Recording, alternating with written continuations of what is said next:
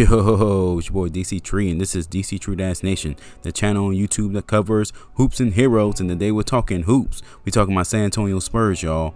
And I gotta tell you, man, despite the circumstances, despite what the experts are saying, I'm hyped for this season coming up. Yeah, they got us ranked 23rd out of 30, but I'm hyped because we finally get to see what these young fellas can do. We finally get to see some young player development full time for the most part, man. And because of that, man, I will, root for this team no matter what, man. I'm super excited, man. I'm more excited than the Hulk was that time. That's my secret, Cat. I'm always angry.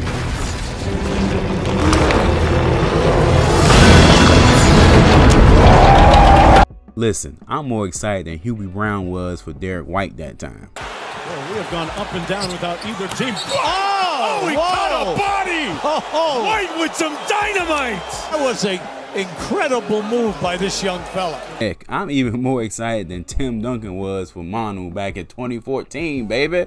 Manu Ginobili turned back the hands of time, flushing it on the Heat, and Tim Duncan loving it. Y'all know what I'm trying to say, man. I'm hyped for this season. I'm excited for these young guys. I'm excited for them to shock the NBA world, the basketball world. So I had to make this video about who I think is going to start for this team. But before I jump too deep into it, if you like my content, please sub to the channel. And also don't forget to hit that bell so you see all my videos. Okay, I'll jump straight into it. Okay, this Spurs team is interesting because we are losing the veterans. Okay, DeRozan gone, Patty Mills gone, so it's really a passing of the torch to the Murray, to Keldon Johnson, to Derek White. So we have to really think about who's going to start for this team, who's going to be a finisher for this team. Who's the offense going to flow through for this team? Are we going back to the 2014 days where we shared the ball really well? That'd be great if we did. But it comes to back in who's going to be in your starting lineup. Now, we do have a couple players that are bona fide going to be in the starting lineup. Murray and Keldon Johnson absolutely are going to be in the starting lineup. Murray, I got him at the 1. He's our stat stuffer, our best assist man, one of our best rebounders, great defender to have at the 1. Keldon Johnson, there's rumors you could move him back to the 3 because he is a bit undersized at the 4 position, but he has such a big body, so muscular, so quick, and did well last season. You may want to keep him at the 4. So, like I said, I won't be surprised if they move him to the 3, seeing that's open with DeRozan being gone.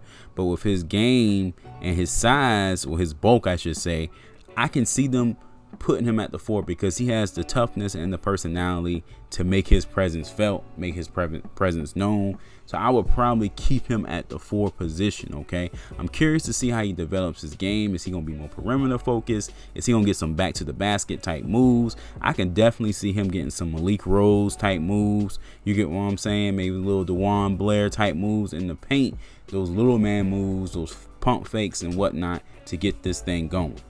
And one more thing about Murray before I move on to the next positions, it's important for him to still start. And I can't believe I have to say this, but I'm going to say this anyway. It's important for him to start because he was our second leading scorer last season, and he has proven to be our best slasher. He gets in the paint, and now we finally have some shooters that he can kick it out to.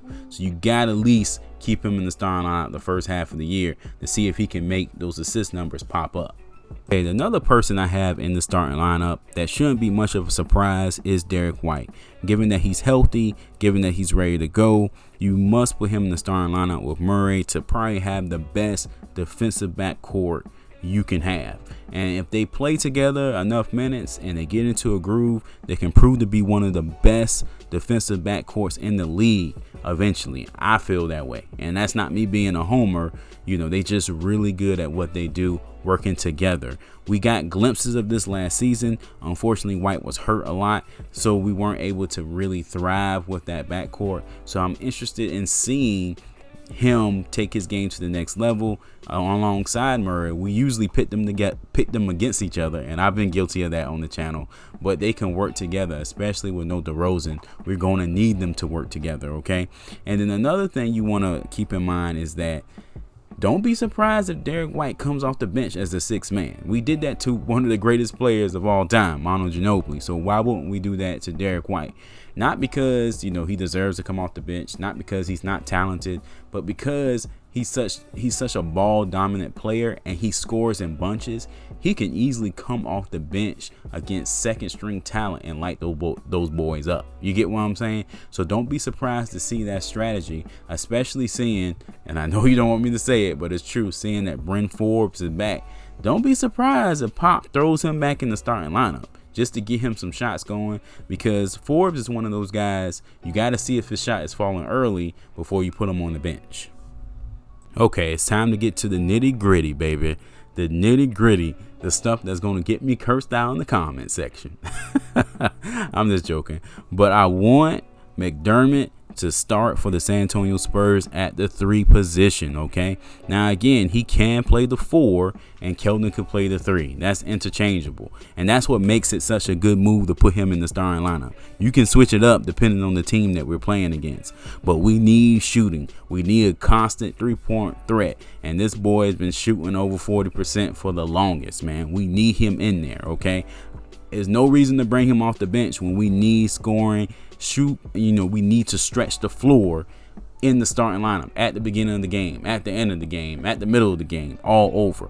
And when our better players, Murray, can penetrate the paint and find McDermott. You get what I'm saying? We got to see if this works. We got to have some form of shooting in the starting lineup. Now, maybe Murray, maybe White come in and improve from the 3-point line. That's great too, but we need a bona fide shooter, sniper, baby, in the starting lineup. McDermott for the win, baby.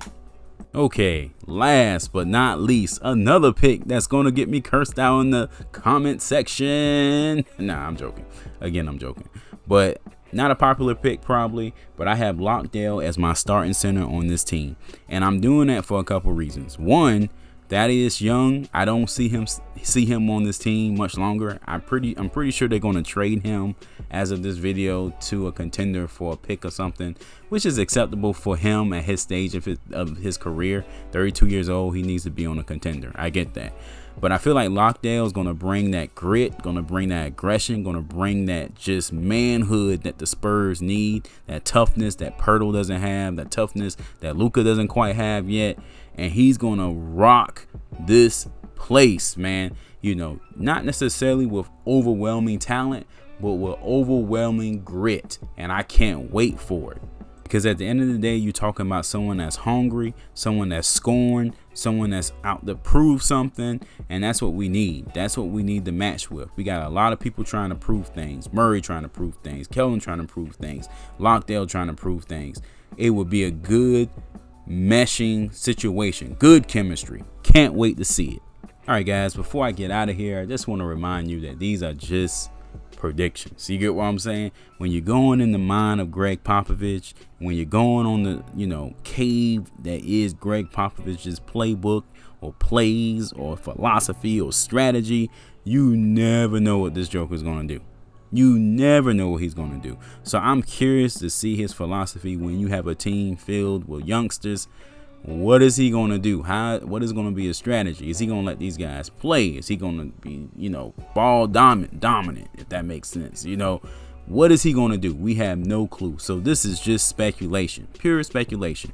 Let me know in the comment section, what's your starting lineup? What you think is going to happen? If you agree with me, if you don't agree with me, we're all friends here. Let's do this thing, guys. All right, guys, thanks for kicking it with me. I will catch you in the next one. Peace.